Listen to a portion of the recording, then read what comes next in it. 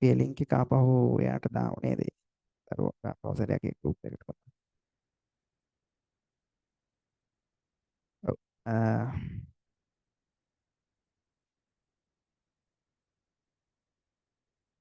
එන්න ලින්ක් එක පුතා ඔන්න ඔකෙන් එන්න. ඔන්න දාලා තියෙන්නේ ආය ওই ලින්ක් එක දැම්මා. ලින්ක් එකෙන් එන්න. ඒතර දැන් මේ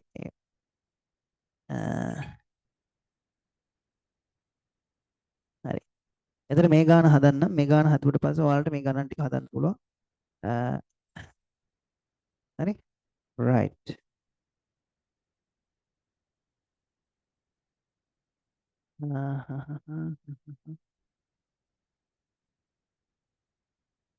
right. හරි. එහෙනම් එන්න පුතේ ඔකෙන් ඔය ලින්ක් එකෙන් එන්න. මම මේක YouTube එකට දානවා හරි. එතකොට මේකේ මම ඒ YouTube එකේ ලින්ක් එකත් අපේ group වල දාලා තියන්න. මේ අද එකේ මේ ලින්ක් එක ඒකත් මම දාන්න YouTube එකේ ලින්ක් එකත් මම දාන්නම්. එතකොට මෙතන දැන් මිස් වෙච්ච පාර්ට් එකක් කොහේ හරි තියෙනවා නම් ඒකත් බලන්න පුළුවන්. ප්‍රශ්නයක් නැහැ. මුල් ටික නම් ඒවා මම වැඩි කරේ නැහැ. මම එහෙම මෙහෙම කරලා දැම්මේ හේතුව මේ කරලා තියෙනවා. ඔයාලා කරලා තියෙනවා. කවුරු හරි ඉතින් රික්වෙස්ට් එකක් කරොත් නේද? කවුරු හරි ඉල්ලීමක් කරොත් නෑ මුලින් ඉඳන් හරියටම කරන්න කියලා අන්න එනම් මුල ටිකත් ආයෙ කරනවා. හරි. මේක දාමු. දැන් මේක දාන්න බලන්න. SN කියන්නේ 195යි. නේ? SN කියන්නේ 195යි. right. N කියන්නේ N තමයි හොයන්න තියෙන කියලා. එයා තමයි දන්නේ නැත්තේ. right. මේ බලන්න. දෙක තියෙනවා. අවුලක් නැහැ. පළවෙනි පදය දන්නවා 20යි. ඒකත් හරි. N දන්නේ නැහනේ. N ඍණ 1. හරි. D හොයන්න පුළුවන් මේ 25න් 20ක් අඩු කරලා. 25න් 20ක් අඩු කරොත් 5යි. ඒක හරි. දැන් බලමු මේ ඇතුළ පුළුවන් තරම් සුළු කරගන්න බලමු අපි. මේ බලන්න මෙයා සුළු කරන්නේ කොහොමද කියලා. 20 දෙකෙන් ගුණ කරොත් 40යි. එකතු කිරීම. right. මෙයා දැන් එහෙම සුළු කරන්න බෑනේ. වරහණක් තියෙන්නේ. මොනා කරන්න වෙනවද? මෙන්න මෙයා මෙයාගෙමුත් මෙන්න මෙයා මෙයාගෙමුත් ගුණ කරන්න වෙනවා. ගුණ කරලා ඉන්න වෙනවා මේ. 5 5යි එන්නේ. 5 1 5යි. මේ බලන්න ඍණයි ධනයි මෙයා ඍණයි. හරිද වැඩේ? හරි. right. මෙතන ගුණ කිරීම. මේ ටික හදාගත්තද? හදාගන්න මේ ටික.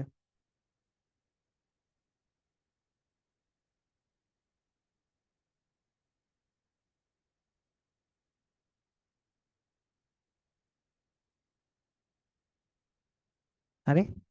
right. දැන් මොකද්ද කරන්න පුළුවන්? මේ බලන්න. මෙයා එහා පැත්තට අරන් යන්න පුළුවන් මේ.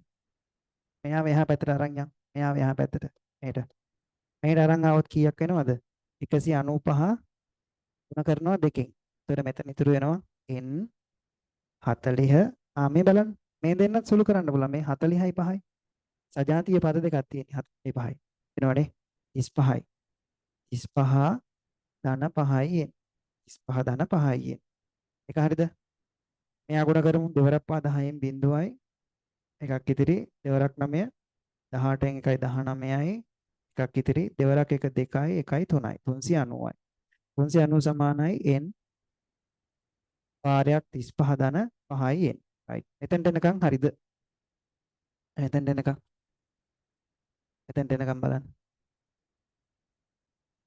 හරි. මෙතෙන්ට එනකන් බලන්න හරිද කියලා. හරි. right. මම මේක ඇහලා මකන්න දැන් මේක වැඩක් නැහැ නේ. හරි. ඊළඟට මෙයා බලන්නකො මෙතන අපිට පුළුවන් මේ n ගෙන් මේ 35 සහ 5n කියන මෙයා ගුණ කරන්න. ගුණ කිරීමක් තියෙන්නේ. ගුණ කරලෙමුකෝ. 390 n වරක් 35 කියන්නේ 35යි n. ඊළඟට n වරක් 5න් කියන්නේ 5න් ගේ වර්ගයක්. 5න් ගේ වර්ගයක්. දැන් මේ දැන් n හොයන්න ඕන. හරි. n හොයන්න ඕන. මොනා කරන්න පුළුවන්ද? දැන් මේක සුළු කරලා අපිට n එක්කෙනෙක් හොයාගන්න පුළුවන්ද? එක්ක එකතු කරන්න පුළුවන්ද? බෑ. බෑ මෙයා තියෙන 35න් මෙයා තියෙන්නේ 5න් වර්ග. එන එකතු කරන්න පුළුවන්ද? මොනවයි ගන්න පුළුවන්ද? බෑ. එහෙනම් මෙයා කොහොමද විසඳන්නේ? ඔව් අනිත් පැත්තෙන් එන්න ඕන. very good නියමයි. අන්න කොල්ලෝ. කොල්ලෝ නියමයි. කොල්ලෝ එහෙම තමයි ඉන්න ඕන. ඍණ 35න් ඍණ 5න් වල වර්ගය සමානයි 0යි. දැන් මේ මොකද්ද? දැන් සුපිරි ගානක්. සුපිරි ගානක් තමයි හදන්නේ. කියන්නකෝ. මේ පැත්ත මකමුකෝනේ. මේ පැත්ත වැඩක් නැහැ නේ. ආ දැන් සුපිරි ගානක්. දැන් මේ මොකද්ද තියෙන්නේ? මොන සමීකරණද මේ? සමගාමී සමීකරණ? සමගාමී සමීකරණ? ඔළුව හොඳ නැද්ද? මොකද්ද මේ? ඈ? ඇත්ත මේ? වර්ගජ වර්ගජ ප්‍රකාශන වර්ගජ සමීකරණ වර්ගජ ප්‍රකාශන. ආ මේක අපි සාමාන්‍යයෙන් අපි දන්න විදිහට සුළු මේ හදාගමු මේ බලන්න ඍණ 5න් දැන් මෙහෙම හදාගත්තොත් වැඩේ තේරෙයි. 5න් ධන 390යි. දැන් හරිනේ. දැන් හරි. දැන් වැඩේ ඕකේ. දැන් වර්ගජ ප්‍රකාශන. වර්ගජ ප්‍රකාශන සුළු කරන්න තියෙන්නේ. දැන් සුළු කරපල්ලක බලන්න. සුළු කරපල්ල. ටයිම් දෙන්නම් කරනවා. කරනවා. දන්න විදිහට ටක් ගාලා කරනවා. මාත් හදන්න මං හදන්න කලින් ඔයා හදන්න. මං හදන්න කලින් ඔයා හදන්න.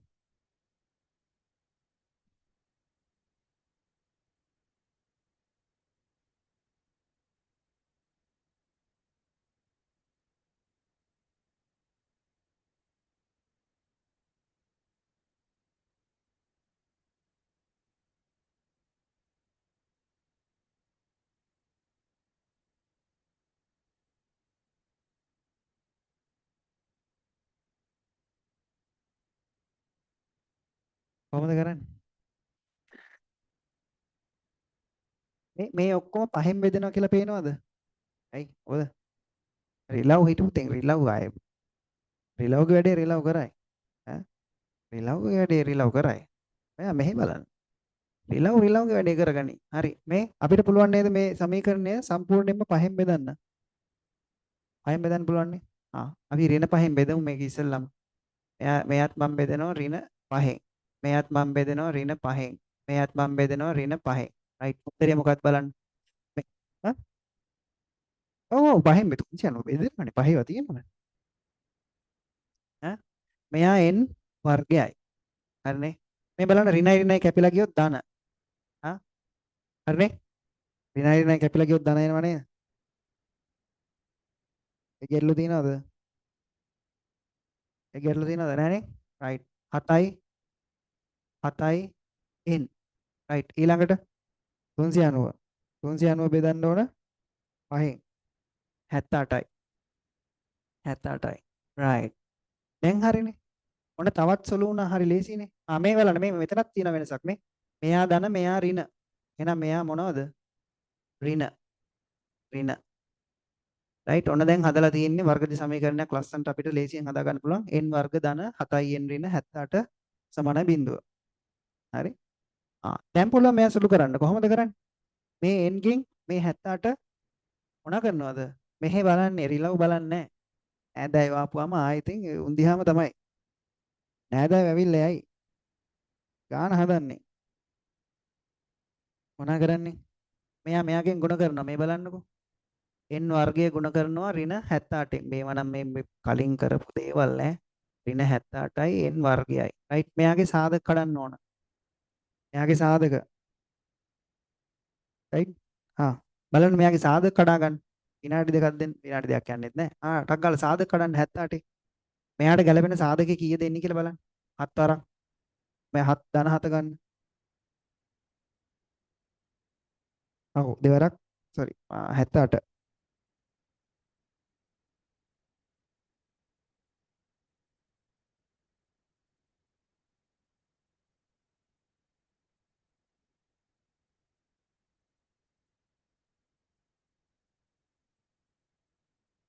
හරිද? හරිද මේ 78 හදන්න. හරි. රිලව් ආපු දැන් උන් ඇවිල්ලා යයි උන්ගේ පාඩුවේ උන් වැඩක් කරගනි. නෑ උන් පැන්නොත් මම බලා ගන්නම්. රිලව් වල බලා ඉන්නවා. ඒක හදනවා ටක් ගාලා. ටක් ගාලා හදනවා. කීයද මේ? 78 හැදෙන්නේ කොහමද? මේකෙන් අපිට ගන්න පුළුවන් නේ 13 වරක් 6 13 වරක් 6 13 වරක් 6 13 වරක් 6 ඇවිල්ලා කීයද? 78යි. 78යි. එහෙනම් මේක ලියන්න පුළුවන් මේ 13යින් 6යින් ගුණ කිරීම. right. මේ බලන්න ධන 7ක් හදන්න ඕන. මෙහෙ බලන්නේ. ධන 7ක් හදන්න ඕන. එහෙනම් මෙයාට ඍණ දැම්මනම් හරිනේ. මෙයාට ඍණ දැම්මනම් හේතුව මොකද්ද? දැන් මේ බලන්න. මෙතන ධන 13යින් තියෙනවා. මෙතන තියෙනවා ඍණ 6යින්. මේ දෙන අඩු වෙනවා. අඩු වෙලා කෙනෙක්ගේ ලකුණ දානවා. ඒතර ගානට 7යින් එනවා. හරි. එහෙනම් අපි n වර්ග ධන 13යින් ඍණ 6යින් ඍණ 78 සමානයි බිඳුව කියලා ලිව්වා. දැන් සාධක වලට කඩනවා. මෙන්න මේ පැත්තෙන් n ඉන්නවා. එහෙනම් n ධන 13යි. right. දැන් මෙතනින් ගන්න කවුද? ඍණ 6. ඍණ 6 පිටට ගන්නවා. ඍණ 6 පිටට ගත්තොත් ඇතුළට වෙනසක් වෙනවා කිව්වා. ඇතුළ මොනවා වෙනවා? මේ ලකුණ මාරු වෙනවා. මතකද දන්නේ? මතකයි හා. හොඳයි මතකයි නම් ඉතින් හොඳයි. right. එතකොට 78 බෙදන්න ඕන 6න් කීයද? 13යි. සමානයි බිඳුවයි. right. ඔන්න සාධක. n ධන 13යි මේකෙන් එක්කෙනෙක් ගත්තා. n ඍණ 6 මේකෙන් එක්කෙනෙක් ගත්තා බිඳුවයි. right. එහෙනම් ඊළඟට ගන්න පුළුවන් මේ බලන්න. n ධන 13 සමානයි බිඳුව හෝ n ඍණ 6 සමානයි බිඳුව. ගන්න පුළුවන් නේ. එතන ගැටලු තිබ්බද? right. එහෙනම් පිළිතුරු දෙකක් අපිට තියෙනවා මේ. n සමානයි ඍණ 13 හෝ n සමානයි ධන 6. හරිද? ගැටලු තියනවද? n සමානයි ඍණ 13 හෝ n සමානයි 6. 6. හරි? දැන් අපි මේ n හොයන්න පටන් ගත්තා. n කියන්නේ පද ගණන. පද ගණන හොයාගෙන තමයි මේ ආවේ. නේ? පද ගණනට ඍණ ගානක් එනවද? නෑනේ. නේ? පද අපිට කියන්න පුළුවන් දෙවෙනි පදේ, තුන්වෙනි පදේ, හතරවෙනි පදේ, ඍණ පහේ පදේ කියන්නේ නෑනේ. ඒක කියන්නේ එහෙනම් අපිට කියන්න පුළුවන් n සමානයි 6 කියලා. n සමානයි 6 කියලා එහෙනම් කියන්න පුළුවන්. පැහැදිලිද මේ වැඩේ? ආ? පේන්නේ නැත්තම් මෙහෙට එන්න ඕන. හරි. මේ කතන්දරේ හරිද පොඩ්ඩක් කියන්න මට. මේ කතන්දරේ පැහැදිලිද? ඈ? මේ කතන්දරේ පැහැදිලිද? right. එහෙනම් මේකේ මේ අට අභ්‍යාස ටික කරගෙන එන්න ඕන. හරි? 24යි 2 අභ්‍යාසය. 24යි 2 අභ්‍යාසය මට මේ අභ්‍යාසයේ සෙට් එකම කරගෙන එන්න එනවා. හරි? නොකර ඉන්න එපා. හරිද? නොකර ඉන්න එපා. අනිවාර්යෙන් කරන්න වෙනවා.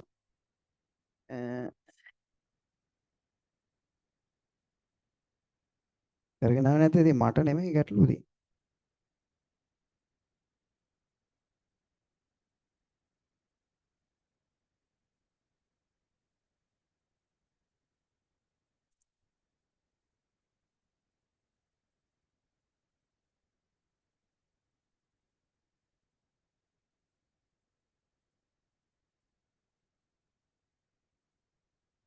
මොනවද? ක්ලාස් එකද? නෑ ඉවර කරන්න. වෙලාව ඊයේ වෙලාව.